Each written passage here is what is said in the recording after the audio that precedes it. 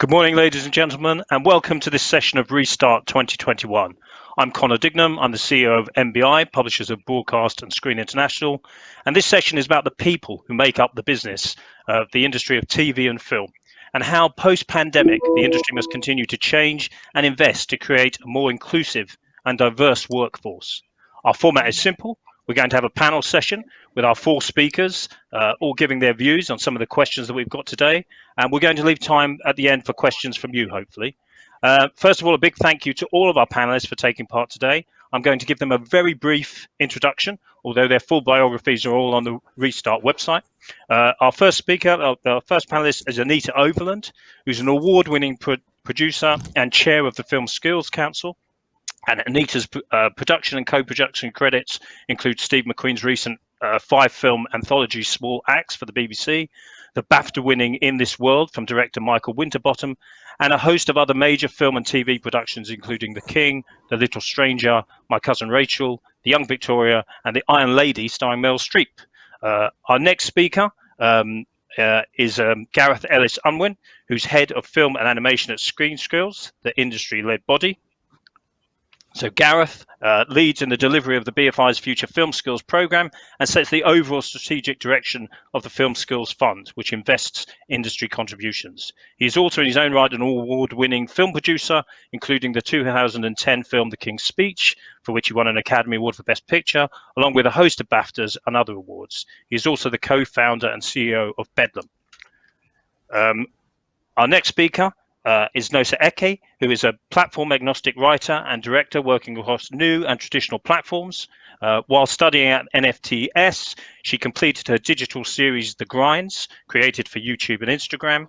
After writing a digital narrative for mobile, Nosa was spotlighted in the Apple App Store in April 2018 as one of Britain's next-level gaming talents. In the same year, she was picked for the BFI Flair BAFTA Mentorship Programme and shadowed the directors of the Doctor Who Christmas Special, and the following year, the director of The End of the Fucking World Season 2. She recently finished directing an episode of BBC's Still So Awkward. She is currently writing an interactive podcast with NBC Universal and a TV series with Dark Pictures, as well as being in development on her debut AR feature film with the British Film Institute. And then our final speaker on the panel today is Joi Gharoro-Akpojotor, who was a Screen International Star of Tomorrow in 2020. Joi is a producer whose work focuses on Black, LGBT, and female-led content for film and TV. She runs Joi Productions, and Joi produced the 2019 hit Blue Story, directed by Rapman, grossing $4.5 million at the UK box office. She has been mentored by Ben Roberts, CEO of British Film Institute, Stephen Kelleher, MD of Bankside Films, and also Number 9's Elizabeth Carlson. So welcome all to the panel, and thank you for giving your time today. And I think we're going to start with you, Gareth. You're going to give a kind of brief framework or update on where we are with some things and set the frame for the conversation. Brilliant. Thanks, Conor. So at ScreenSkills, we were really keen to hold this conversation because as an organisation, just like the industry as a whole, we've been thinking about the lessons that we may have learned through lockdown. Are we restarting in a better place than we shut down? What can we take with us to make recruitment into the screen industries fairer and that career be sustainable and ultimately more inclusive? So for those that might not be aware, ScreenSkills is the skills charity for the UK screen industries. And some of the things I've been struggling with or wrestling with at ScreenSkills are very similar to the challenges I face as a producer. Conor was kind enough to name check a couple of films I've been involved with. At ScreenSkills, we commission and run training and other career development, such as mentoring, so that film and television have enough people with the right skills from a broader base to be creative and effective within budget. We help find, develop and retain a greater diversity of talent, supporting individuals from backgrounds that currently may be underrepresented in the sector to try and get in and to get on. And we conduct research to identify where the skill shortages are, both now and in the future, so future-proofing the industry. To do this, we invest industry contributions from our skills funds, commonly known as the levies, and also national lottery funds from the BFI, delivering their future film skills strategy. So we've been thinking about whether lockdown has helped level the playing field and what we can do to try and capitalise on the plus points of last year, although it's been obviously a very difficult and volatile year for both industry and those that work in the industry. For example, we were already beginning to migrate some of our training to online, and at the first lockdown, we needed to pivot everything that we did. Now, does that mean that opens up access? Can more people take training, such as in our unconscious bias or tackling bullying and harassment, or even the COVID production safety training we did that had 70,000 people take that up? And what does the last year mean for the workforce more generally? The industry showed imaginative flexibility. The industry shifted from having all the departments lined up in long corridors in studios to remote working. Could keeping that way of working really make a tangible change for those that maybe have mobility or access challenges? Has lockdown made it easier to access the decision makers? Is the new way of working more sustainable? Zoom is a lot cheaper than flying to LA and back, or train tickets from Scotland or Cornwall to London. Does that create opportunity for more people? So these are some of the knotty questions that we've been thinking on at ScreenSkills, and today's a really brilliant opportunity to have an open and candid and hopefully robust conversation about whether making some of those adjustments might actually bring around some really positive change. So thank you, Conor. That was a few thoughts from our side. Yeah, thanks, Gareth. So let's pick up on the big and obvious change that's impacted everybody from the start of the pandemic, the lockdown, and the fact that we've all been working remotely, and that's changed how everyone's worked, and it's changed relationships and dynamics in the industry. And I suppose one of the big questions is, some of those things are massively positive. How significant will the long-term change be? And just looking at your own roles and relationships, how has that impacted it? And do you see that as something that will mean a shift in the industry on a positive basis? So, more opportunities for people, more accessibility. So, Nosa, can I start with you and perhaps just talk about, you're a writer and a director. Your working setup is, I would imagine, a lot of the time you're working from home anyway. Can you just maybe talk about how it's changed for you and whether you think there are positives coming out of this? Yeah, so I guess my everyday working, just because I frequently work at home, hasn't changed too much. But I think opportunities wise, it's definitely changed a lot. I think with people sitting at home, embracing sort of new technologies and newer streaming platforms to deliver content, I've seen a demand for more, I guess, out there or non-traditional narrative and sort of technical ideas. And for me, pitching those ideas, which is kind of what I generally do, I've seen a really positive response and kind of a high commission rate for myself. So yeah. And so you think that's opened things up, Nosa, for you? Do you think has it been easier to get through to people and get in touch with people?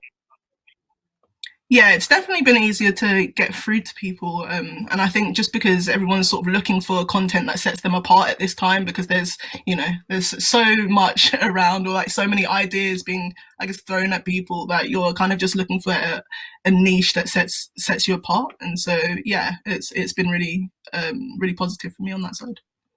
And Joi, in terms of your production company and how you work, I mean, when we talked about this earlier in the week, you were kind of saying it's a mixed bag, and you think there's some positives out of it, but you think some things will revert back as they were. Has it leveled the playing field a little bit in terms of access? Yeah, I think to an extent, definitely. I definitely feel like with everyone working from home and having to be on Zoom and everything else, there's more accessibility internationally. I feel for me that definitely feels it's easier to have other kinds of conversations when normally it's like I've got to go to LA or wherever. Now you can just have a Zoom conversation. Similarly, with when it comes to, like, in my company anyway, because we are quite flexible in terms of working from home, the people working with me don't have to be in London.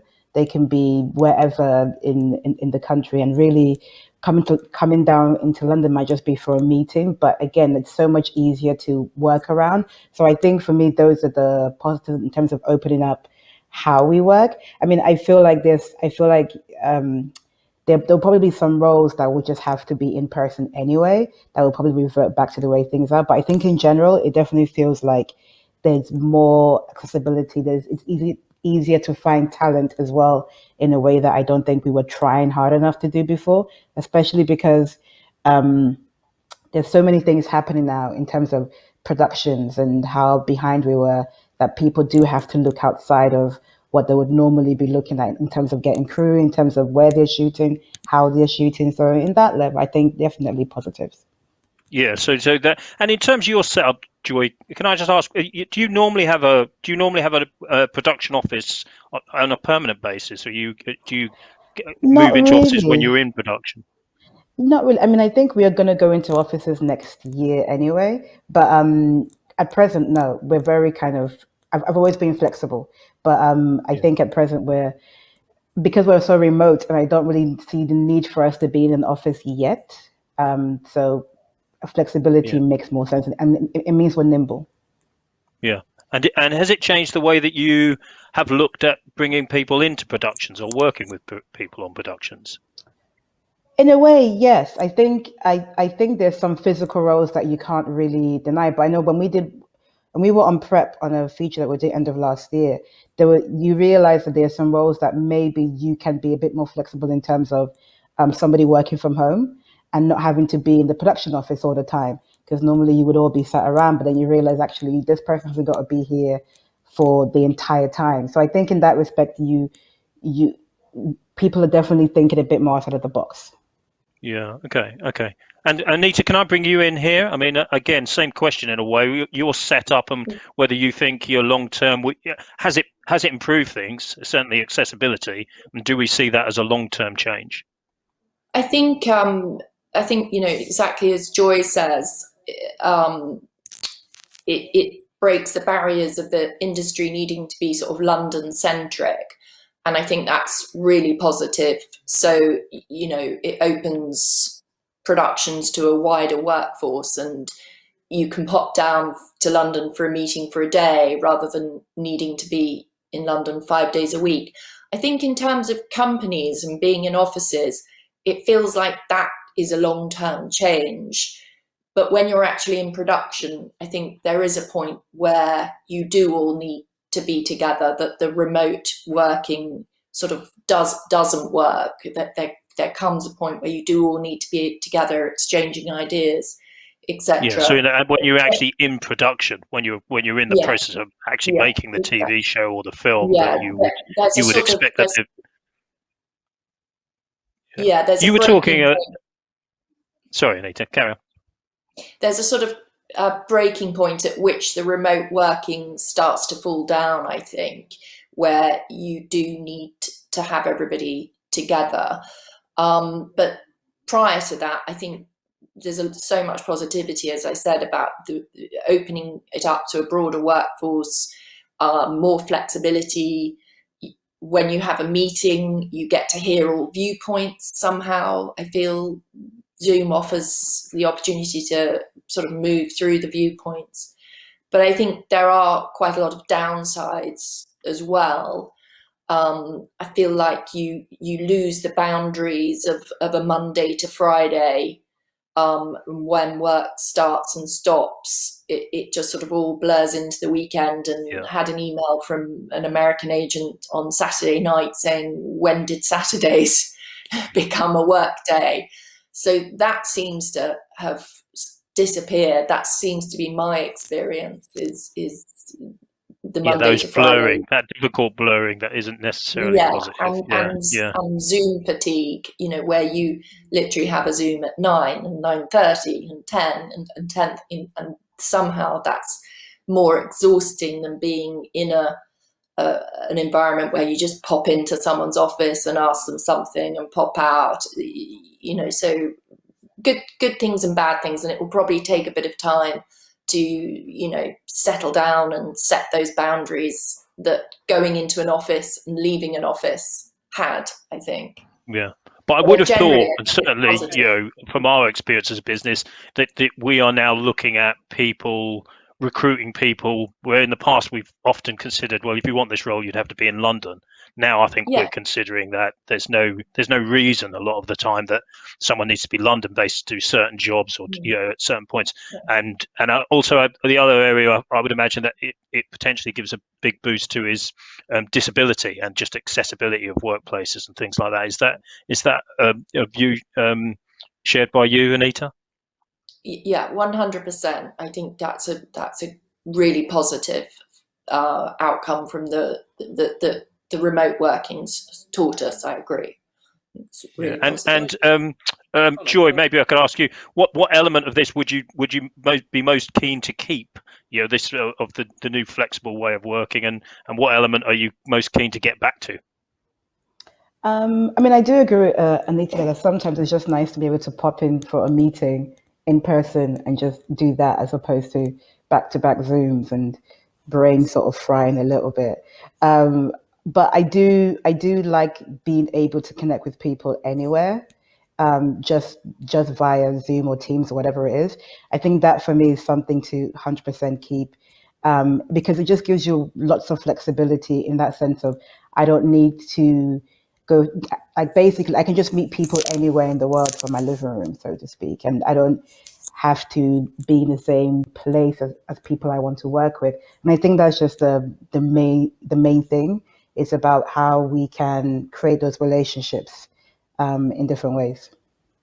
Yeah, absolutely. Okay, and the same question, Nosa. Is there anything particular that you would like to keep, Nosa, in the post-pandemic? The bit of it you think, yeah, this is good, and the bit of it you think, actually, I'm quite keen to get away from doing this and change this back to how it was, or what's your view on that?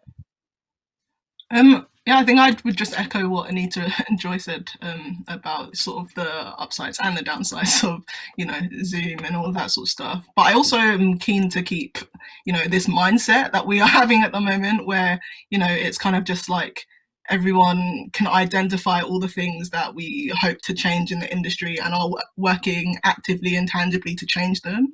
And I'm hoping that, when things go back to normal, it's not like, okay, well, that was, we can point to that time when that was happening, but we're not really doing that anymore. So I'm kind of like, I hope we keep this mindset that we're all in. Yeah, okay. And Gareth, a view on that and that point? I mean, obviously, I recognise the very wise words shared on access for those that might have physical challenges to turning up at a studio. Obviously, the remote working as limited travel, but also let's not forget those that have a career that is blended with a home life as well. And remote working has obviously been beneficial to those that might have parenting or caring responsibilities. You can have a working day that you can fill it other really important responsibilities into. If your typical day was an hour and a half commute and then a 12-hour day and an hour and a half commute home, and you're going to a location that's far from home, parenting becomes difficult, caring responsibilities become difficult. So in the mix of this, I think it's opened our eyes to looking at that sort of blended hybrid approach to working. Yeah, absolutely, and I think that's what everybody wants to take out of this. I think ultimately is a better balance between the two things, and So let's move on to recruitment. I mean, that's obviously often the nub of many of the questions around the workforce and ensuring that it's more diverse and inclusive, and how perhaps our approach to recruitment has changed. In the course of the last year and a half. And maybe Anita, I can start with you. I mean, in terms of recruitment, you were obviously, as we said at the beginning, were co-producer on Steve McQueen's A Little Axe. That was a very diverse story. But I think in our previous conversations and publicly, it's been said that the production crew behind the camera and some of the people involved, there wasn't enough diversity in that, given the story. Can you talk a little bit about that process and how you're thinking about recruitment going forward? Yeah, it was. Yes, we fell short of what we wanted to achieve, and I think it makes you recognise that we need to change how we recruit, how we train our workforce. Needs improving. And I think there's a sort of set way of doing things which is very difficult to change. You recruit from who you know and trust, who you've worked with before. You're under quite a lot under stress, pressure at the time of recruitment.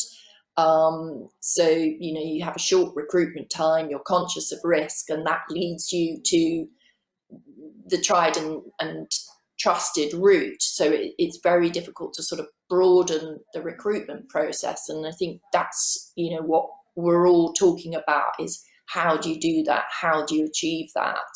And that's the reality, Anita. Even when you're working on a program like that with a director and writer of color who is telling a story like that, stories like that, and you found that a challenge, and I think that's a good challenge back to the industry.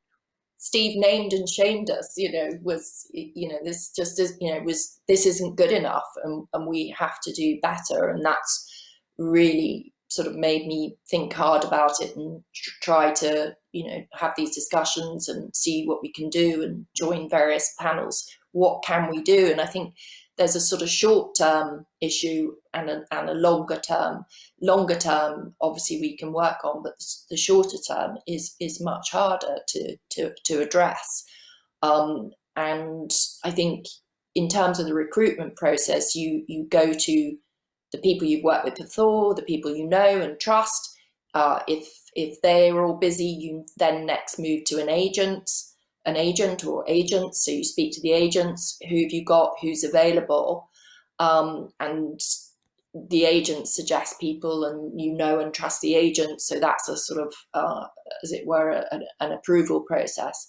And only when all of those don't work do you go to a sort of broader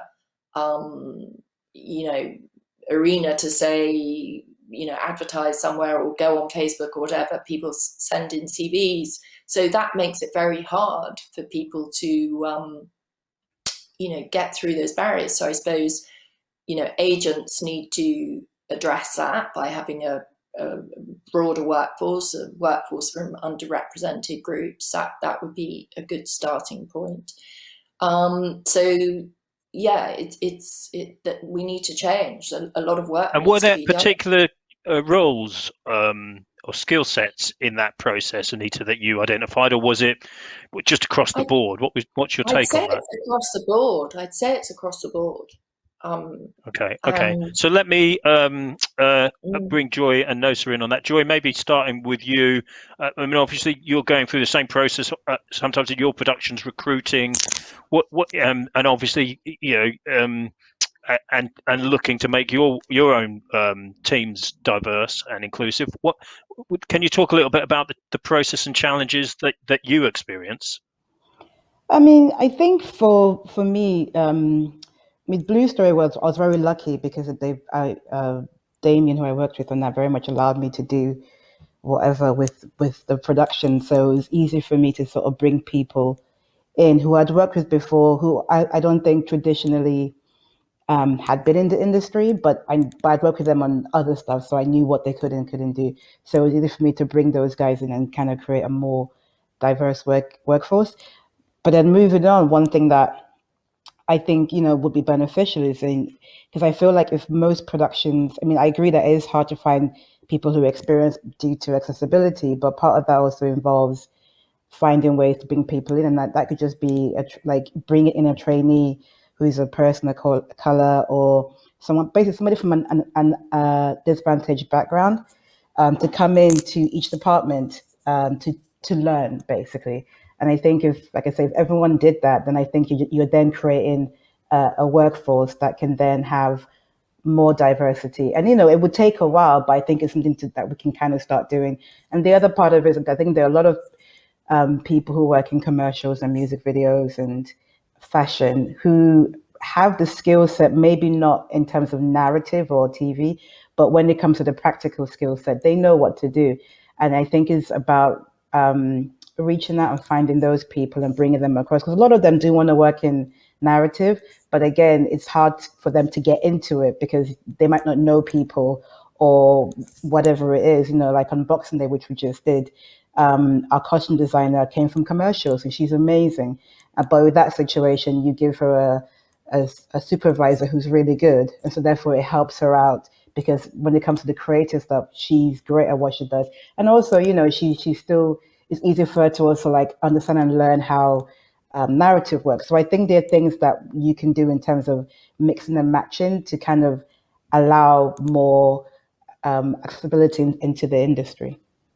And how do you recruit, Joi? I mean, you obviously you've got people that you know, that you've spoken to and worked with in the past, but are there particular ways that you recruit or channels that you use to reach out and find people? Yeah, I mean, so I think, yeah, but to be honest, I just talk to people. But I talk to people who are not in the industry, because the way I came in was very unconventional, I guess. I was used to doing guerrilla stuff and just working outside in a way that you're always looking for like-minded people and always just trying to find people who have skill set that you can transfer over. So in that respect, like the way I find people now is like there's a great group called People of Color Creative, and so it's about like hundreds of people who work in commercials, music videos, branded content, whatever it is. And sometimes I go there to find people, or sometimes I use Twitter and just like put out a thing and see who's available. Put it out there, and you just get loads and loads of people coming to you. It is hard to kind of like go through everything, but it's an interesting way to just find new talent.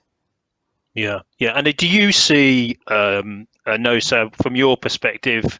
I mean, a same sort of challenge. I mean, I'm not. I mean, you've put together productions, and you put together from your student days. You were shooting your own stuff on low budget, and you've done a lot of low budget stuff. And you called in favors. I think I read on one of your biographies, just called in favors with friends and people you knew.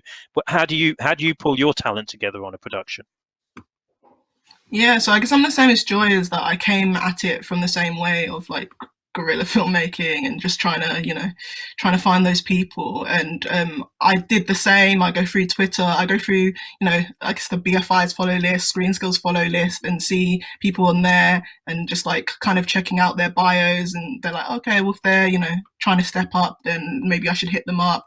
Or talking to a lot of friends in the industry. So there's a lot of WhatsApp groups of directors of color. It's like getting, some cosigns from them of people to possibly use in productions. But I think what we really need is sort of a list of, I guess people of color in the industry and things like that, from organizations who have these schemes, or who, really make it their jobs to pull in people from, I guess, disadvantaged backgrounds and things like that.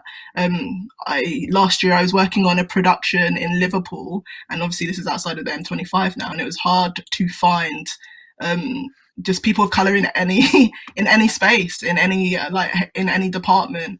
And I was just wondering why, because I know that there's a volume of people like us trying to get into the industry in all areas, and kind of asking the production companies to really buckle down and find these people. But if they're not tried and tested people, the production companies seem to fall back into what's comfortable, and that's like quite frustrating. And sometimes actually it hinders what's on screen, because say if it's a makeup artist who might not be well versed in, or like a gaffer who might not be well versed in lighting for darker skin, it doesn't come out great. So I really feel like, there needs to be more of these lists in the industry that are frequently updated, and allowing people from disadvantaged backgrounds the chance to get through the door and step up, rather than maybe being a bit elitist about experiences.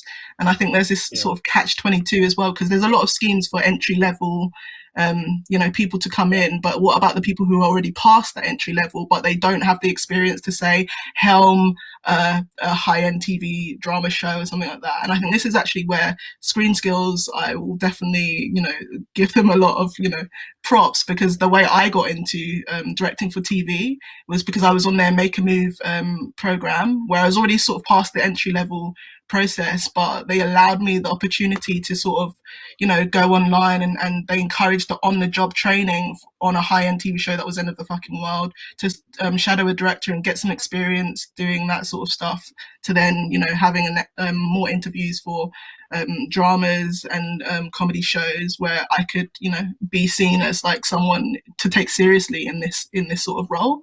And I was able to step up and continue my career then. So I think there's a lot of spaces that we can target. Yeah, so I think that's really interesting. Because when we were talking about this before, you were saying it's a bit catch-22. It's a catch-22 is that you can't get the work because you don't have the experience, and if you can't get the experience, you can't get the work. So it's kind of like, how do you take that move up?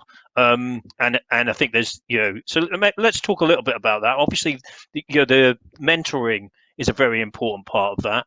As you spoke about. No, so Joi, I know you've had the same experience, quite involved mentoring processes and schemes. Those have helped you get over that kind of catch-22 situation. Yeah, definitely. I think so. Ben was my first mentor, which really helped because that was my first year, I would say, in the industry, quote unquote. I just made a no budget feature film, and I got into the BFI Flair scheme, and he mentored me for a year. But it was a great year to just learn everything about the industry, what it was, how it operated, but also just learning about sales and all these things I didn't really know about when I was making films outside. And then similarly, talking to Stephen, Elizabeth Carson, all of them, I think it just at each point it just helped to give you a wider idea and a wider understanding, but as to how things were working. And even just on the topic of just going back to how to access things, I think, and to shout out ScreenSkills, they do have a great trainee scheme as well that we've used on our production as a way of just bringing people in, and just ensuring that people are getting those credits and people are working on films. But yeah, that was me. So you've got to bring people in. You've got to skill people up and bring them in. So you've got to give them to respond to those challenges that you've just laid out there, and then you've got to get them up to the next level, of the next role and the sort of higher level, going through the kind of grades of seniority and experience. And Anita, how are you addressing that, and what do you think needs to be done in the industry on those challenges? I mean, I completely agree, because it's less the entry level that's the issue. It is the more senior level, and I think that making a move is excellent for that. That's exactly what that does. The ScreenSkills making a move, and we had some people on the Small Act series on the making a move, and I think that's an excellent scheme. And if there were more schemes like that, it would be more of a fast track to addressing the more senior level, the higher level roles where we're so lacking in underrepresentation. Yeah. And Gareth, do you want to come in on this? Obviously, a lot of work is being done on this, but do you want to speak to some of the challenges around this? Well, there's a couple of points to add. I mean, we have in the film space an equivalent scheme to make a move called Film Forward, and that's something that launched recently and has built a cohort of 20 people of colour who have all been knocking on that door of that next step in their career. And obviously that step has to be done with support around them, because what we don't want to see is people thrown into opportunity that don't have the pastoral care and support around them for them to really thrive and then stay at that grade going forward. But there are other responsibilities in this, those with direct hiring authority, whether that be a production company or a head of department or a line producer, has to recognise what fair recruitment looks like. And most of us that have set up production companies or work in this industry, we haven't had the same level of training that other organisations may have put us through from a sort of HR perspective. So it's up to us to equip ourselves with what knowledge we need to have a fair recruitment process. So at ScreenSkills, we now have the unconscious bias training that people can take online. There's also an e-learning module around bullying and harassment. And there's obviously a lot of training that we do around the sort of leadership and management space, because quite often a screen worker will find a promotion through the fact that they've become even better at that one skill. They've become a better makeup artist, or they've become a better cinematographer. That doesn't necessarily equip you with the knowledge of how to run a team, how to recruit a team, how to manage HR issues around that. So it's about trying to get all of that moving forward. And I was so heartened when I was listening to Nosa and Joi talking about looking beyond credits, looking into other sectors or subsectors where creativity is in abundance, and just recognizing that, we're in a boom. Chances are you might be going beyond your little black book already. Well, if you're going to be going beyond your own network and give someone new a chance, why don't you just take a beat to give that chance to someone who has displayed talent, but it's just maybe in an associated area rather than 10 credits of exactly the same show you're about to make. It's really, I think from that perspective, an exciting time that we're in. Yeah, and Anita, you were saying the same thing, that that actually you can see this boom is making you look to extend your range of contacts and opportunities for people more than ever, because we just need so many people at the moment, and there are so many gaps. There are so many gaps. I mean, it's a content war, as we know, with all the streamers, and I don't think any of us have ever seen so much production. And there is a shortage of people all over the world, not just in this country. Every single country that I'm talking to can't find crew, can't find people. So that's good, but it's bad as well. And I mean, I actually had a call from the Production Guild this morning saying, do you know anybody who wants to join the Production Guild? Not because they want more members, but because they can't provide enough people to fulfill all the jobs that are available. So they want to broaden their membership just so that they can put more people, up for jobs, because people are calling them every day. And I was just saying to Conor this morning, I've had texts from people over the weekend that I haven't heard in 10 years saying, do you know where I can find a production manager? Do you know where I can find a coordinator? Do you know where I can find? So it's good, but it's a bit the short term it's a short term problem. It's a short term problem, but actually that boom is going to be here for a while, isn't it? I mean, I think it's a great story in many respects, but it's so Gareth, long term, absolutely. So Gareth, for you, are we keeping up? Is the training keeping up with the industry? And is the because all the messaging is there's loads of talented people out there who want work. There's a skills gap that needs filling, and there's a big supply, it's a big demand at the other end of that for new roles and new talent. I mean, are we keeping up with the training and the what's available to people? Well, I'd say firstly we have to recognise we've had an incredibly impacted year to 14 months. So a lot of the initiatives that we were running, particularly those that needed a face-to-face component, have been impacted. So we're working really hard to make up that ground. But I always worry when people use the language of, are we doing enough or have we done it? Because this is always going to be an ongoing thing. We've got to nurture the pipeline, not just for now, but for the future and even further beyond. So, we are at the moment across all of the various schemes at ScreenSkills outputting, several thousand training opportunities each year. We were mandated under the Future Film Skills programme to find and train 15,000 new starts over the 5 years of the programme, and also to then upskill and improve existing screen workers to the volume of 10,000. And, we're well on track to meet and exceed that. But the truth is we've just got to keep on trying to do better. This work is never going to be really done. And whether it's, I don't think it's a volume question here. We're talking about the composition of the workforce, not just the volume of the workforce, and making it feel like it's a sustainable career for people. So if we do win their interest at the outset, we don't then just burn them out and they fall away from the industry. So it's about bringing people in, making sure that they're cared for as a workforce, giving them training opportunity, making sure that those with hiring authority are exposed to that talent and introduced to that talent, like through Film Forward or Make a Move. And then, it's a shared responsibility for all of us, those that are coming into the industry, those that are crewing up, and those that are training that workforce, to really make sure that we're working in an aligned and collegiate way to make sure that we are providing that inclusive workforce to the very hungry screen industries. Yeah. Okay. Understood. All right. So we've got some questions that have come in from people watching. So I want to give the panel a chance to respond to those. The first one is, how do you monitor or assess the success of your diversity policies in production? So what monitoring have you got in place, and how do you measure that? Maybe I could start with that with you, Joi. If I could ask all the producers on this. So, Joi, do you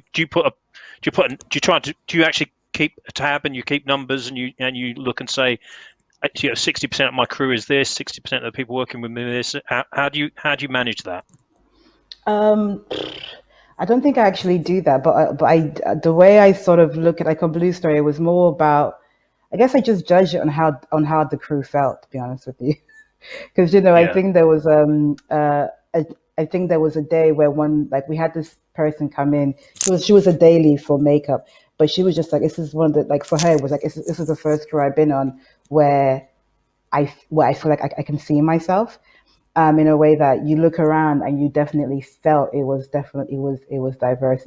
Even when it comes down to the food, for me, it's also about, like, I have this thing called Jollof Fridays where I just make everyone eat Nigerian food every Friday, because I think it just adds to the fact that we are multicultural.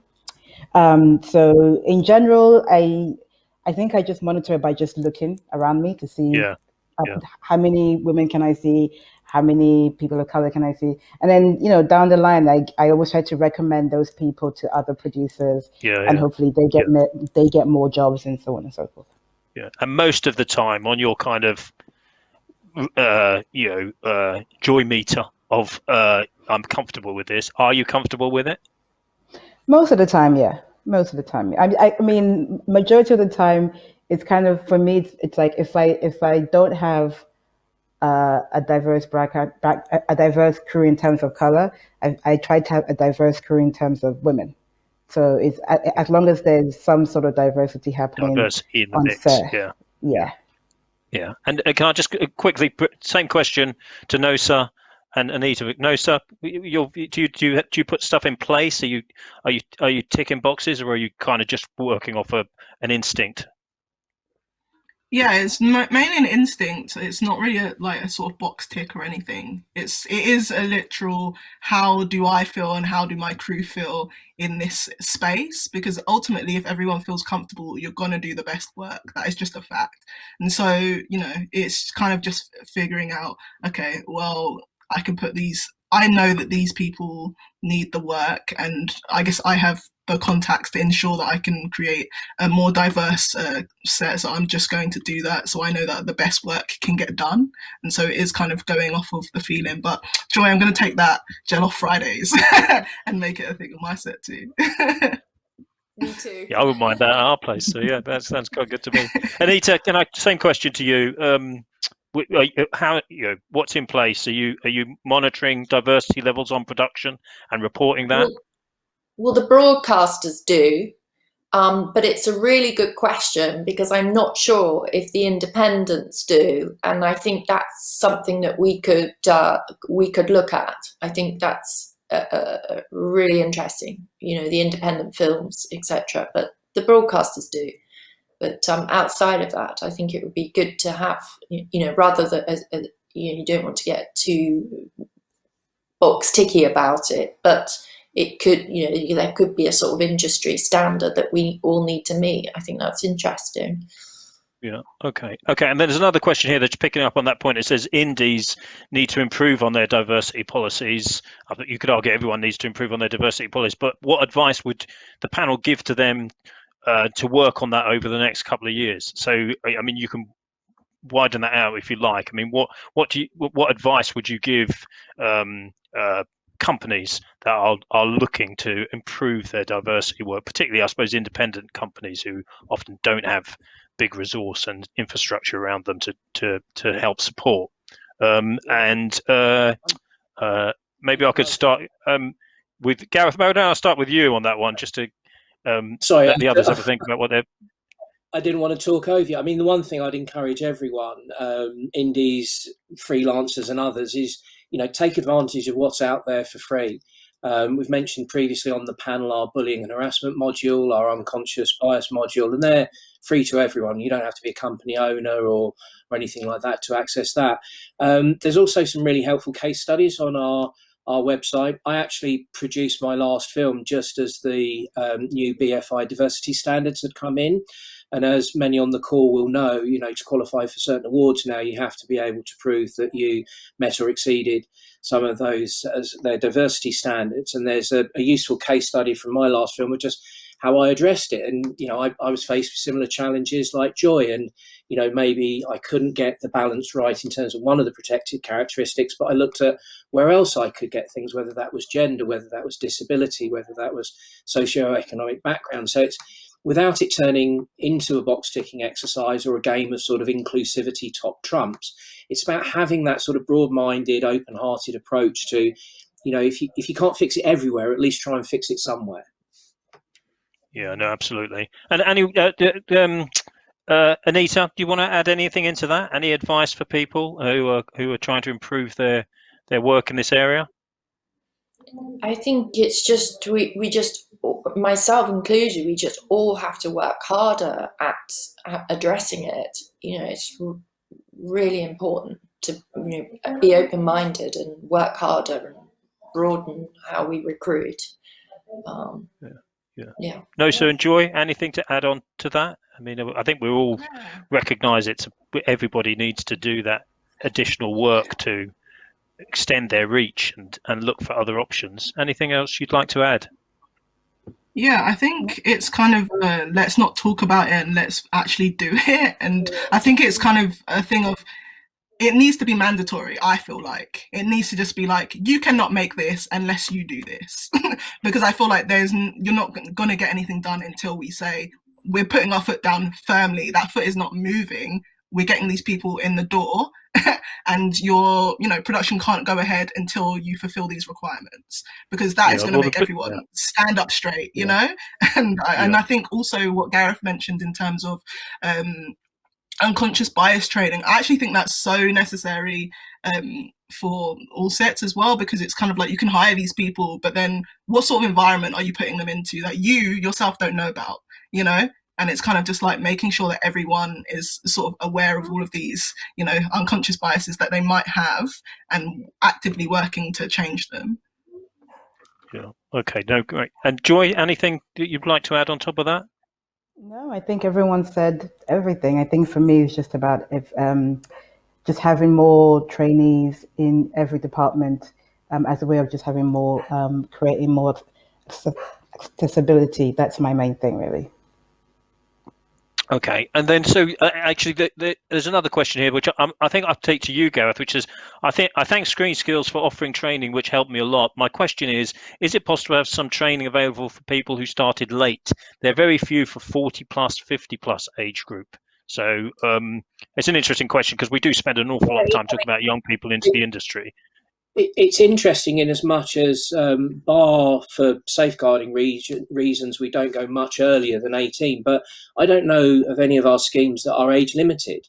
I think where the dilemma sometimes comes, and this I experienced with our Grips for Heroes piece of training. So Grips for Heroes was working with veterans that had come out of predominantly the army, but were looking for a new lease of life in their career. And we were able to put a piece of training together for the GRIP department on features. And one of the challenges was that, this was fairly entry-level learning, but for people that had life experiences and lived and had a career outside of screen. And I think for us with that particular initiative, it was understanding that putting people onto schemes that had that skewed maybe much younger meant that we had to have the same duty of care for those older people that were beneficiaries on that scheme as those that were younger. But I would say please look at the whole portfolio, because we don't age limit. It might look like some things at an early stage career, but it might be that you're just coming to that early stage a bit later in life, and that's okay. Yeah, absolutely. I'm all in support of things to help the over 50s as a man over 50 myself. So I'll finish with this question actually, which kind of sums up in some respects many of the things that the panel have talked about. So the question is, there is a perspective that the industry is untouchable, impossible to break into as an outsider, yet reality shows we need more talent in every area. How can we break down barriers to fill jobs? And I do think I think the panel have really addressed a lot of those answers very well. in this session. But I suppose as a summary for you, and I'm going to ask Nosa and Joi to kind of take this, because I think you've kind of it's clear from your career so far that you started making things on very low budgets, and you were doing it yourself and putting things together with friends and calling in favors to get things made. How do you do that? How do you break down barriers and show people that they can break into the industry and get roles within the industry? What's your advice on that? Is that for me Nosa, or can I Nosa? start with you? No, I'll start with Nosa and then go to Joi, if that's okay.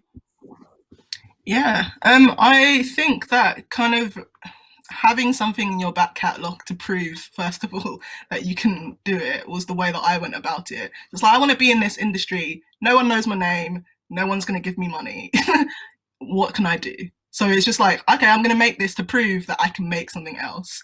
And, maybe the next time I can work with a slightly bigger budget and get in that way. Because I think once you have some work to show, people are more inclined to, I guess, want to hire you / work with you because you've already got some previous experience. So you're just putting yourself in the best position possible for that reason. I think, I guess, in terms of how we can break down, the barriers, it's kind of calling out some companies and just being like, that's definitely what I did, was like, hey, you haven't got this, and my USP is this. Like, maybe we can work together on something. And it's kind of like anyone who is really trying to challenge themselves to, get people in the door, they'll listen to that, because essentially, it's a reciprocal relationship. We kind of need each other. So, it's kind of highlighting those things. Yeah, no, I think that's great. And Joi, did you want to add on to that? For me, it's mix and match in terms of like there are people in other industries, whether it's fashion, music, etc., who have the experience of working practically, and maybe it's about matching them with somebody in the narrative world or in a department whereby they can also learn as well, to just help break down those barriers. So it gives them a leg into what narrative world is. Yeah, absolutely. Okay, I think we'll run over actually. So Gareth, I'll just give you a thank you for supporting this session on ScreenSkills. Do you want to just sum up, Gareth, or say anything finally? No, just to say thank you to the panelists and Anita, who I work very closely with the Film and Skills Council. To those that have active productions, we have developed a cohort of 20 people on our Film Forward programme. So please do let us know if you have productions running that you can give opportunity across those grades. They're a really brilliant group of people, and we need to work hard to get them placed. And no, just to encourage all of us to recognise that we play an important role in improving the landscape as we return from what's been an incredibly tricky 14 months. And I think, strength in knowledge and strength in numbers, we can continue to try and make some headway in these very, very important themes. Yeah. Okay. Well, listen, thank you very much, Gareth. Thank you to Anita, to Nosa, and to Joi. An excellent panel. Thank you very much for your contribution.